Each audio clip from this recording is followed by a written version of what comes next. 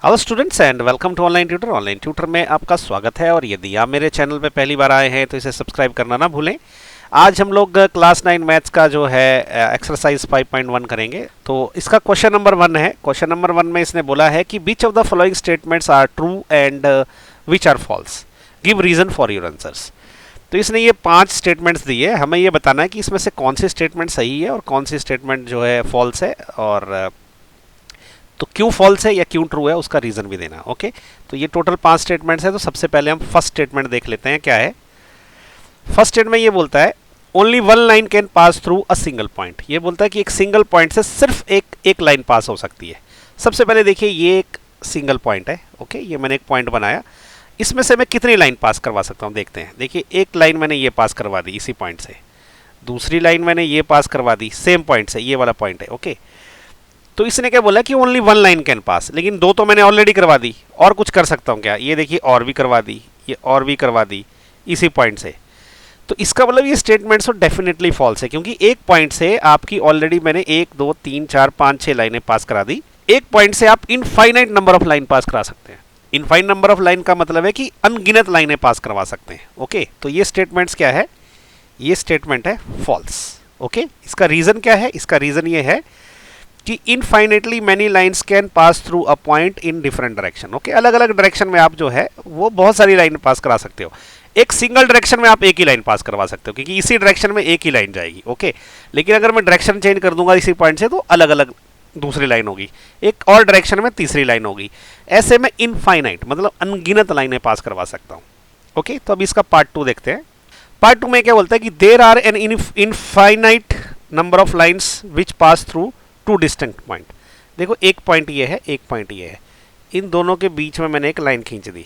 Okay, अब ये बताइए कि इस पॉइंट और इस पॉइंट के बीच में कोई और लाइन में पास करवा सकता हूँ, क्योंकि ये बोल रहा है कि इनफाइनाइट नंबर ऑफ लाइन जा सकती है।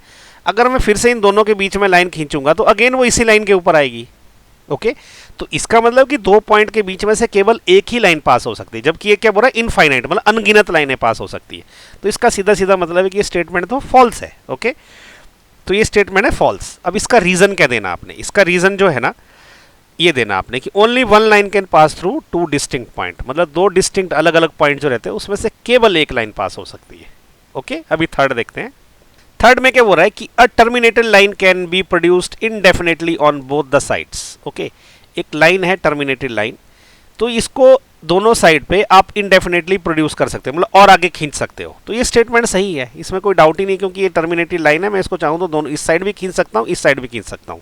तो ये स्टेटमेंट क्या है, ये स्टेटमेंट्स है ट्रू। ओके, तो ये स्टेटमेंट ट्रू है। और इसका रीजन क्या है, अगर आप पॉस्टुलेट दो, अगर आपने चैप्टर पढ़ा है पॉस्टुलेट वाला, तो उसमें पॉस्टुलेट 2 में इसने क्लियरली बोला है कि terminated line can be produced indefinitely. एक टर्मिनेटेड लाइन को आप इनडेफिनेटली प्रोड्यूस कर सकते हैं। ओके, अभी फोर्थ देखते हैं। फोर्थ में बोला कि if two circles are equal then their radii are also equal. तो मैंने सर्कल एक्चुअली ड्रॉ करके रखे हैं। ये सर्कल है, एक सर्कल ए है, ये मान लीजिए सर्कल बी है। ओके, ये बिल्कुल बराबर है दोनों। मैंने इसकी रेडियाई भी बना रखी, रेडियाई बोले तो रेडियस। ओके, तो इसकी रेडियस बना रखी है, ये इसकी रेडियस है, ये इसकी रेडियस है। अब ये क्या बोले, दोनों सर्कल इक्वल है। ओके, तो इसका वाले इसके एरिया भी इक्वल होंगे। कैसे, अगर मैं इस सर्कल को उठा के ये वाले सर्कल के ऊपर रख दूं, ओके, ये मैंने इसको खींच दिया और इसके ऊपर रख दिया, तो ये दोनों एक दूसरे के ऊपर सुपर इंपोज हो गए, और ये रेडियस भी एक दूसरे के ऊपर सुपर इंपोज हो गई।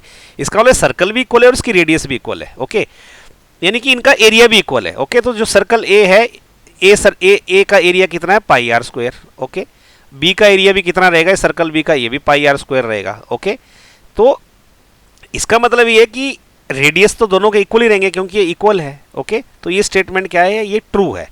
तो ये स्टेटमेंट क्या है, ट्रू है। ओके, इसका रीजन क्या है कि two equal circle will have same radii from the relation, इस रिलेशन से, क्योंकि इन दोनों का एरिया सेम है। ओके, ये वाला एरिया जो है ये ए बी वाला एरिया नहीं है, ये एरिया वाला एरिया है, क्योंकि एरिया क्या है, दोनों का पाई आर स्क्वायर है। अगर दोनों का, क्योंकि एरिया इक्वल है तो रेडियस भी इक्वल हो जाएगी, क्योंकि सर्कल इक्वल है।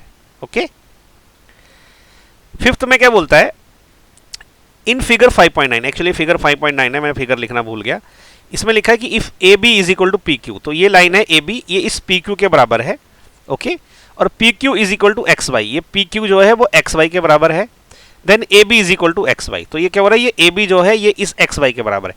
ये तो बहुत सिंपल है, ये तो हमने एक्सियोम 1 में पढ़ा था कि अगर कोई एक चीज दो चीजों के, अगर कोई दो चीजें एक सेम चीज के समान है तो वो दोनों भी आपस में समान रहेगी, इक्वल रहेगी। जैसे फॉर एग्जांपल यहाँ पे ए बी जो है पी क्यू के बराबर है। ओके, अभी ए बी किसके बराबर है, ये है पी क्यू के बराबर।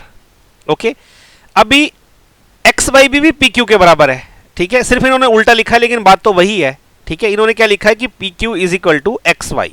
ओके, इसको मैं ऐसे भी तो लिख सकता हूं कि x y is equal to P Q, same चीज है ये, इसको मैं थोड़ी देर के लिए भूल जाऊं तो।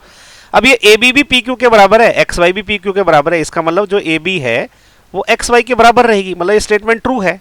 ओके, तो ये एक्सियोम नंबर 1 है। नहीं समझ आया आपको, मैं एक चीज बताता हूं। मान लीजिए ये लाइन ए बी जो है वो 5 सेंटीमीटर लंबी है। ओके, अब ए बी पी क्यू के बराबर है, इसका मतलब पी क्यू भी वो 5 सेंटीमीटर लंबी रहेगी। ठीक है, तो अब पी क्यू, अब देखिए अब ये ए बी, अब क्या है, ये P Q is equal to x y है, तो ये एक्स वाई ये भी 5 सेंटीमीटर रहेगी। ओके, ये 5 सेंटीमीटर, ये 5 सेंटीमीटर, ये 5, मतलब तीनों लाइनें आपस में बराबर है। तो इसका मतलब अगर A B is equal to P Q is equal to x y, इसका मतलब A B is equal to x y. Okay, तो ये क्या है, ये ट्रू है। ये ट्रू क्यों है, ये हमारा एक्सियोम 1 हमने पढ़ा है ना। मैं लिंक डाल देता हूँ इसका चैप्टर का। उस वीडियो में मैंने बताया कि एक्सियोम जो है क्या है, यूक्लिड के एक्सियोम्स। ओके, तो things which are equal to the same things are equal to one another. तो ये इसका क्वेश्चन नंबर 1 जो है वो एक्सरसाइज 5.1 का खत्म हो गया। नेक्स्ट हम इसका करेंगे क्वेश्चन नंबर 2।